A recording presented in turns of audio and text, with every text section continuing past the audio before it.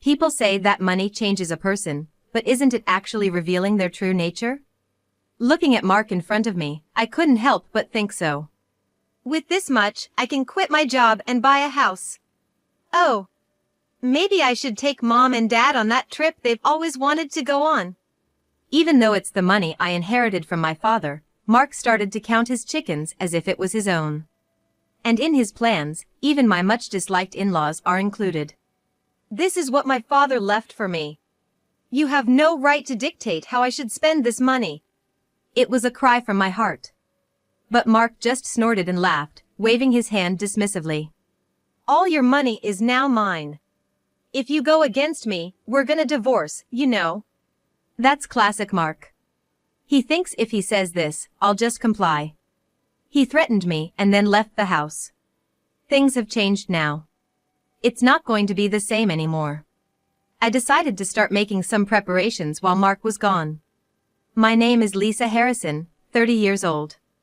Since graduating from community college, I've been working as a receptionist at a private clinic. I married Mark 3 years ago. I met Mark at a friend's wedding. At first, I was taken aback by his somewhat forceful approach, but there was a sense of relief since he was a friend of a friend, and before I knew it, we were dating and then got married. I'm gonna make you happy. It sounded a bit condescending, but I was genuinely happy. Back then, I dreamt of a happy married life. But I woke up from that dream pretty quickly. Before we got married, Mark and I would spend weekends at my place, just hanging out. That's why I didn't notice it. I never realized just how much of a mama's boy Mark was, or how much his parents doted on him. My son's wife isn't a guest, you know. I've heard that line so many times I'm sick of it. Every time I visit my in-laws, my mother-in-law keeps reminding me. It's not like I was lounging around or acting arrogant or anything. Ever since my mother-in-law pointed it out, I tried even harder to be considerate. Whenever I go to my in-laws' house, I quickly ask my mother-in-law if she needs my help, things like carrying something or wiping the table. It's more exhausting than my job. To be honest, my mother-in-law has never made coffee for me even once. Mark and my father-in-law, watching my efforts, just chuckle and are like she still has a lot to learn. I was utterly fed up with all of them. If it was just a few times a year, maybe I could bear it. But with Mark, it's every week. Before marrying Lisa, I lived with my parents, so I prioritized spending weekends with Lisa. But now that I live with Lisa, I need to prioritize my parents on the weekends. Unfortunately, our apartment is only a 10-minute drive from his parents' house. So sometimes, Mark ends up at his parents' house even on weekdays.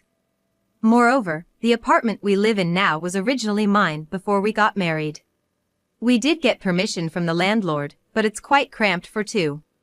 Hey, shouldn't we look for a bigger apartment?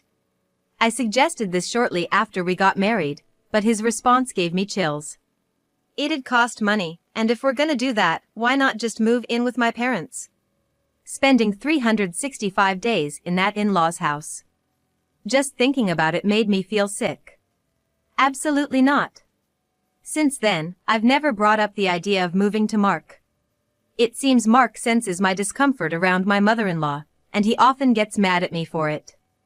Sure, my mom might be a bit strict, but isn't that how moms are? Well, I guess you wouldn't know since you don't have a mother. Whenever the topic of my parents came up, I always felt Mark was looking down on me. I was raised by my father. My mother passed away when I was little, so it was just my father who raised me. I once overheard my father, when he was drunk, saying he and my mother had run off together, leaving their families behind. So, I didn't have any close relatives to rely on. Moreover, my father was busy running his business. Actually, it was a housekeeper who took care of me. She was kind to me, but at the end of the day, she wasn't my real family. I've never been good at being openly affectionate, and that's carried through to this age. It's such a pity, you know? If only Lisa's dad had been a bit more business savvy. Mark said with a grin. I never liked discussing this topic, but for some reason, Mark occasionally brings it up, as if he's just remembered it. It's about my father's company went under. A few years ago, my father had to shut down the business he was running. I don't know all the details, but it probably failed due to mismanagement. This all happened around the time I decided to get married. Worried about my father, I was like, why don't we live together? I knew Mark wouldn't be thrilled about it, but I couldn't just abandon my father. In the end, though, my father chose to live on his own. Just think about your happiness, Lisa. But Dad, seeing you happy is all that matters to me. Oh, and by the way, congratulations on your wedding. His kind smile from that time is still fresh in my memory. I wished he could have met his grandchild, but unfortunately, we had trouble conceiving. 2 years after our wedding, my mother-in-law suggested I get a medical checkup, and I did. The results showed there was no problem on my end. So, there might be an issue with Mark. I proposed that he also get tested. Especially since it was hard hearing my mother-in-law constantly telling me I was useless because I couldn't give her a grandchild. But Mark was adamant about not doing it. There's no way I'm gonna do that. We're not animals. It's embarrassing to even think about getting tested. I felt cornered into the testing by his mother. I didn't really have a say in the matter. Mark knew that, and yet. Please, Mark. If there's nothing wrong, we can be at ease. If there's an issue, we can address it. I just want to know. My mother-in-law's pressure is really getting to me. Mark shook his head. Wait, so you want me to get tested just because you feel pressured by my mom? That's not it. I just thought if there was a solution. Is there even a solution to a blessing like that? Probably, you just can't stand my mom's constant nagging. That's none of my business. No matter how much I begged, Mark wouldn't go for the checkup. He knew the pressure and the constant nagging from my mother-in-law was getting to me. He didn't back me up. Whenever I tried to discuss it, he had brushed me off and was like, that's none of my business. My weekdays were filled with work and house chores, and weekends were visits to my in-laws' home. Those days kept going on, and I was completely worn out. I thought about getting divorced, but thinking of my father, I just couldn't go through with it. I couldn't betray my father, who wished for my happiness and was delighted with my marriage. A divorce wasn't an option. Maybe that's why Mark picked up on it. One day, Mark went to my in-laws' home alone and returned the next morning. It was unusual for Mark to visit his parents alone. I felt somewhat relieved, but also a bit suspicious. A few days later, I saw an incoming call from a girl on Mark's cell phone left on the table. Mark quickly hid it. What's the hurry? Who's that? Nobody, just a friend. A friend? It's 1 a.m. Why would a woman call you at this time? I knew of Mark's infidelity issues. This had happened many times before. As I pressed further, Mark replied with a hint of irritation. Can you stop nagging? If you have a problem, let's just get a divorce. Maybe I showing my vulnerability at that moment was a mistake. It probably gave Mark more power. At first, he only threatened me verbally, but eventually, he started mentioning divorce more often. If you don't want a divorce, do as I say. I felt helpless against a triumphant Mark. And then, the unthinkable happened. My father suddenly passed away in an accident. I felt regretful, thinking I hadn't done enough to honor him. Mark watched me with cold eyes as I cried so hard that my head hurt. He was like, if you cry, you'll just look uglier. I and my father didn't have any relatives. Inevitably, I was the one who had to take charge of the funeral. Mark quickly attended the funeral and left before the end. After everything was over, I was in a daze for a while. After the funeral, an unfamiliar man came to visit me. It turned out he was a lawyer appointed by my father. Mr. Harrison entrusted me with the matter of the inheritance. Huh? Hearing that my father left something for me made me happy. But considering he had to close his business a few years ago, I wasn't expecting much. Then I was floored. $13 million? Yes, there will be some deductions, but... No, this can't be right. He handed me a letter in my father's handwriting and a will. It said my father had left me a whopping $13 million. I was taken aback by the enormous amount. According to the lawyer, I had assumed my father's company had gone under due to financial difficulties, but he had actually chosen to sell it. That sale turned into the $13 million that was now being entrusted to me. I understand, but just because I'm his daughter, should I really inherit such a vast sum? Seeing me in shock, the lawyer smiled and said, I've known Mr. Harrison for a long time. He always wished for your happiness. It might be confusing given the sudden news, but having money isn't a bad thing. Maybe consider accepting it as Mr. Harrison's wishes? But don't worry about the inheritance procedures and taxes. I'll handle all that. I glanced down at my father's letter again and nodded. If this was something my father left wishing for my happiness, I'd be grateful to accept it. Thank you for your assistance. And so, I unexpectedly came into a lot of money. But I knew I couldn't just blow it all. In fact, I didn't even want to touch it. I'd keep it safe, and if I ever truly found myself in a bind, I'd use it for assistance. It became something of a good luck charm for me. Days passed, and I hadn't told anyone about the inheritance. One day, after coming home from work as usual, I was shocked by the scene before me. What? There was my bank statement that I issued before on the dining table. Mark was staring at it. What are you doing? Why are you going through my documents without asking? I tried to grab it, but Mark swiftly hid them close to his chest, smirking at me. That sneering grin of his. What's the big secret? Hiding all this cash from me? Well, did you do something shady to get all this? Mark's sarcastic gaze infuriated me, prompting a retort. No. This is the inheritance my father, he left me. I reached out to reclaim my document, but Mark tucked them into his shirt, refusing to give them back. Give it back to me. Please. I always thought your dad was a good-for-nothing businessman who ran his company into the ground. Never imagined he'd leave such a gift behind. Mark laughed mockingly and, as he stood up, he shoved me, causing me to fall flat on my rear. After I was pushed and landed on my rear, he looked down at me with a smug smirk. Don't worry. I'll give it back. Just want to check everything out first. Mark hummed to himself, checking them. When he finished looking, he casually tossed the document back in my direction. All in all, $2 million, huh? In reality, there was more. For emergencies, I had diversified the money into a new account. Mark seemed satisfied, grinning without a clue. With this much, I can quit my job and even buy a house. Yeah. Maybe I'll take Dad and Mom on that trip they've always wanted to go on. Despite it being the money I inherited, Mark started making plans as if it was his own. And, what's worse, he included my detested in-laws in those plans. Don't decide things on your own. This money came from the hard work my father put into his company. It wasn't for Mark to spend as he pleases. This is what my dad left for me. You have no right to dictate how it should be spent. It was a cry from the depths of my heart. But Mark just laughed it off, waving his hand dismissively. All your money is mine now. And if you disagree, we're gonna get a divorce.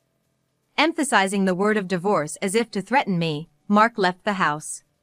Mark didn't return after leaving that day. He's probably staying at his parents' place, as usual. They must be having a bigger blast than usual this time. It's about those in-laws of mine and Mark. Dreaming about how they'll spend the $2 million. But those dreams will never come true. Things are different now. In the end, it was 2 days later when Mark returned home. In the evening, as I was vacuuming, I heard the front door swing open followed by heavy footsteps. The door between the hallway and the living room opened, and in came Mark, all smiles. But his smile faded instantly as he looked around. What the heck is this? Oh, you're back after 2 days. I continued to vacuum without a care. Mark looked around and said, Why is all the furniture and luggage gone? Everything's gone. Turning off the vacuum, I smiled sweetly at him.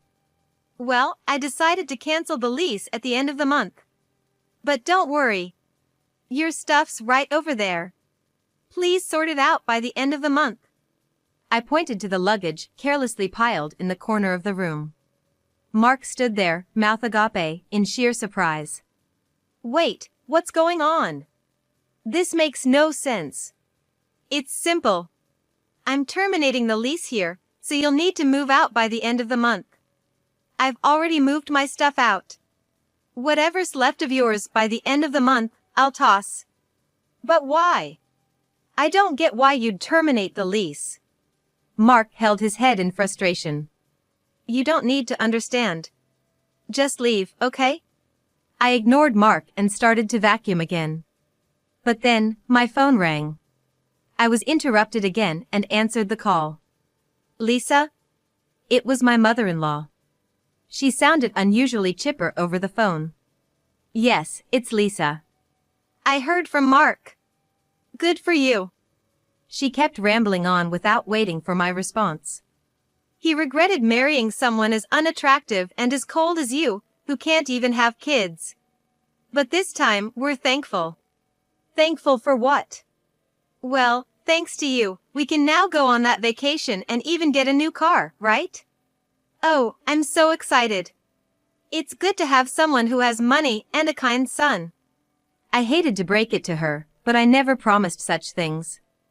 Mark probably spilled everything at my in-laws' house. He might have even said something like he would buy them anything. Sorry to interrupt, but I never made such promises. And I have no intention of spending my money on you. Huh? As my mother-in-law finally went silent, I took a deep breath. You weren't seriously counting on using my money, were you? The money of the same person you've made fun of and belittled all this time? It was the first time I'd ever spoken back to my mother-in-law since getting married. If I thought about who I'd used to be, I was like a completely different person. My mother-in-law just stood there silently, and Mark, standing in front of me, was gaping at me in shock. I waited a few seconds, but no response came from her. Is that all you wanted to say? I'm quite busy, so excuse me. I said quickly and then hung up the phone. Lisa. How could you talk back to Mom like that? That's so rude. Rude? I was just pointing out a mistake. Mark kept mumbling something, but I just continued cleaning. About 10 minutes later, there was a loud knocking on the door. I opened it to find my in-laws standing there. Seems like they'd rushed over after that phone call. Lisa. What's going on? As soon as they entered, my mother-in-law, her face beet red, started yelling. How could you say something so hurtful? I was so shocked I felt like I was gonna faint. Wish she had. My father-in-law was nodding in agreement next to her. Lisa, maybe you're getting ahead of yourself because of all that money, but mind your manners. You're being very disrespectful. It was the exact thing I wanted to say back to them. Who was the disrespectful one there? Just after my father passed away, they came to me and were like, good for you. They're disrespectful ones who acted as if my inheritance was theirs. While I was shaking with anger, my mother-in-law reached out her hand towards me. What do you want? Your money is basically mine. What? When I was puzzled, Mark added some clarification about my mother-in-law's actions. She's asking for your money. I mean, you might become greedy and keep all the money to yourself. Hey. If anything, just transfer it to my account now. That'll make me feel better. Perfect. That's a great idea. If you have too much money, you might get taken advantage of or worse. Wives shouldn't have money. While the three of them were getting all worked up, I rolled up the vacuum cleaner's cord and leaned the machine against the wall. And then, as I was preparing to leave, I firmly said, What's all this talk about being a wife and cheating? That's just some sound advice from my parents, for you to act properly as my wife. Excuse me? I'm becoming single. What? Sweat began to form on Mark's forehead. What are you talking about, Lisa? Mark's eyes darted from left to right. You said if I didn't obey, we'd get divorced, right? I couldn't agree with your views, so I simply went ahead with the divorce process. Just like that? I never approved of this. That's forgery. There was no need for forgery. I pulled several contract documents related to lawyer who assists divorce from my bag and tossed them onto the table. They fluttered to the floor. Look, you've given me the contract with a lawyer. Every time I had an opinion, you'd shout divorce. You've handed me with a lawyer contact. I can't count how many times I went along with his ridiculous demands, all because he used the threat of divorce. You thought that just by mentioning divorce, I'd do whatever you said? Mark gulped down his saliva. Yeah, I did. Because you don't want to divorce me, right? I mean, come on, you know you don't, right? Mark's voice wavered pathetically. You thought that just because I didn't want a divorce, I'd obey again? With a frown, Mark nodded. After all, you love me, right? You want to be with me, right? I couldn't help but sigh at his grave misunderstanding. Of course, I loved him once, enough to marry him. But just because you fall in love enough to get married, it doesn't mean that feeling will last forever. How can he not understand that after all his selfish acts? Such an egotist. Sorry, but I don't love you anymore. In fact, I haven't loved you for quite a while. That's a lie. The only reason I didn't divorce him earlier was because I didn't want to worry my father. I thought I was happily married. I wished that were the case. Looking back, my father might have known all along. Now that my dad's passed away, I don't see any reason to continue this marriage with you. So, that's why you're giving up this apartment? I gave a slight nod. Mark sank to his knees, shoulders drooping.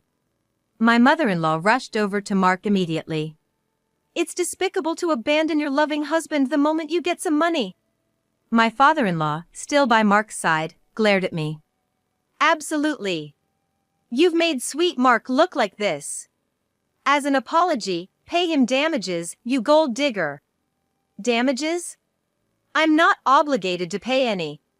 What did you say? After all, I've done nothing wrong. Unlike Mark, who's been cheating left and right, I've never strayed. Mark's face turned ghostly pale. Your childhood friend Sarah, Harry from work, and that girl Lily from the bar, right? Counting on my fingers, Mark's face got even paler. My mother-in-law looked away, avoiding eye contact. Sarah is, well, different. I mean... My mother-in-law stammered. Judging from her reaction, she probably knew about Mark's affairs, maybe even aided them. Must have been tough, helping Mark create alibis for his affairs. But don't worry. The cameras and voice recorders I installed in Mark's car and bag have provided all the evidence I need. When I said so, all three of them looked like they'd seen a ghost. Come on, Lisa. I can't live without you. Don't dump me. That's right, Lisa. You have a lot of money. What do you want more? Why do you have to make Mark suffer more? That's the first thing they're worried about? I let out a long sigh. That money and our divorce are two different things. That money is what my father left for me. I didn't do anything to you. But you are cheating on me. I'm determined to get divorced with him. There's no way back. Word's gonna get around, one way or another. Word might spread among our acquaintances. At work, bosses, colleagues, even those he merely recognizes might be talking behind his back. The local bars might not judge him too harshly, but he's likely lost his regular spot. There's no way Mark can continue living life as he once did. Lisa, wait, hear me out. Give me another shot. Mark was teary-eyed and shaking uncontrollably. Another chance? This is my chance. Finally getting away from you and your parents. Does Mark even realize how much pain I've endured during our 3 years of marriage? Actually, I went ahead and made the car and vacation bookings after getting caught up in the excitement that day. I might be able to cancel the vacation, but with the car dealership being a long-time contact, I can't back out now. He probably wants to say he doesn't have immediate money for these bills. That's not my problem. With that familiar retort, I tried to leave the apartment. Hold on, Lisa. I'll leave the divorce matter to the lawyer. This is the last time I'm seeing any of you. Honestly, I won't miss this at all. Just make sure you tidy up before leaving. Your parents are here, so you don't have anything to worry. Bye.